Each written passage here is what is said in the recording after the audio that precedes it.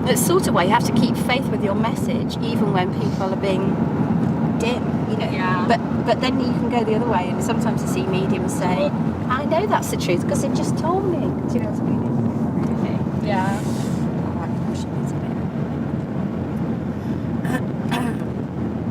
Yeah, I'm looking forward to it. I'm excited. Again, I'm quite sceptical in one way, but I know that Millie can communicate. She does so with me, she's doing so now. It's just whether she can do it through Susie. And yeah, it's going to be very interesting. There's a lot of people that is waiting to see. I could go and talk to someone else's goat. They're usually very entertaining.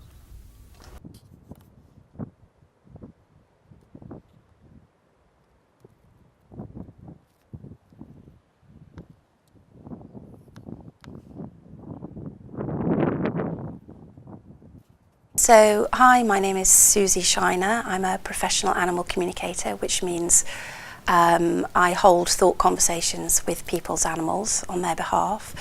Mostly, I teach people how to do it themselves, as I believe that we all have access to the universal language, that there is a universal language by which all beings communicate. And I've established a horse centre called Shining Horse, where we keep horses and goats and what have you, and where I do most of the animal communication workshops.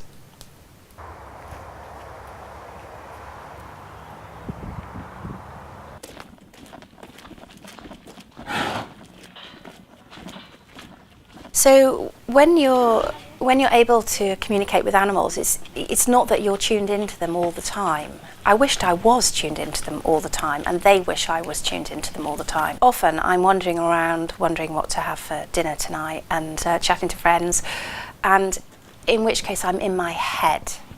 And when I'm in my head, I am not listening to them. When I'm communicating with an animal, I'm essentially centering myself in my heart or my belly. So I'm becoming aware of my body mind rather than my head mind. So I'll try and take my centre of awareness out of my head and let it sink down to my heart.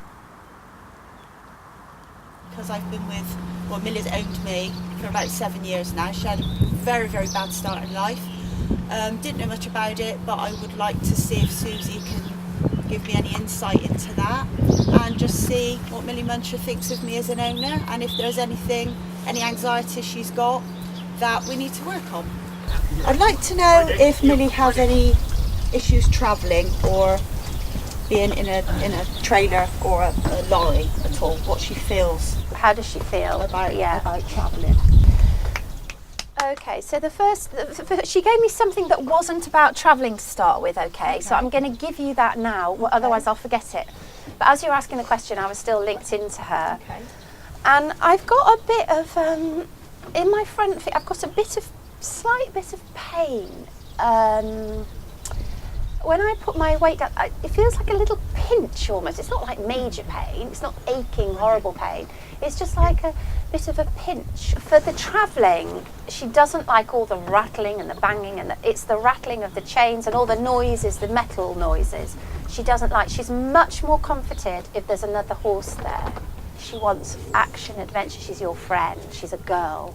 You know, even though she's 9, she's a girl in her mind. And she wants that, and she absolutely loves it when you're proud of her. Oh, yeah. The pride is really, yeah. And that when you say she's done well, yeah. But so she's saying, but I don't let you down. She says, I don't let you down. Like, it's really important not to let you down. No. Yeah. You can never let me down. Yeah. Time. Yeah. She just wants action. Yeah. She wants action. If I got a brush and tried grooming it. She's saying, "Are we going riding today? Are we going riding today? We are. So we're going to take you riding. How long for? So you can bombard. How long for? Yeah. She likes to know exactly what we're doing. So can you give that? So if you say 15 minutes or an hour, you feel, and it's weird, but they do understand that. If you feel an hour, they understand that. Yeah.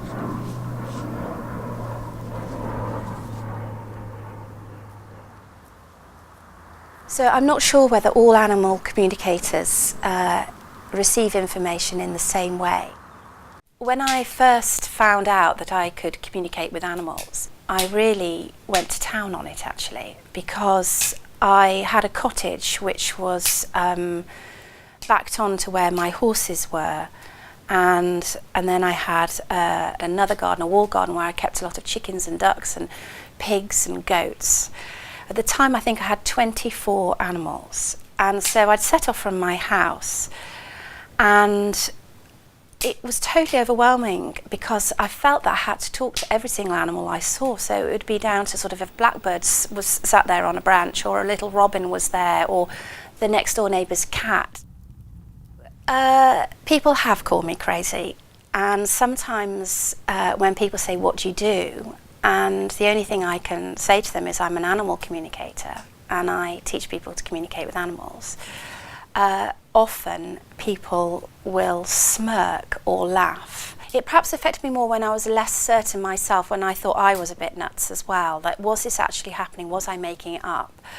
But there comes a point where you've got such a body of evidence that it's irrefutable. I've got to the point now where I'm so certain. I live my life with animals. I've got so much fantastic evidence that when someone chuckles at me, this may sound very arrogant, but I know I'm right. So I know that animals communicate and hold thought conversations with each other and with humans.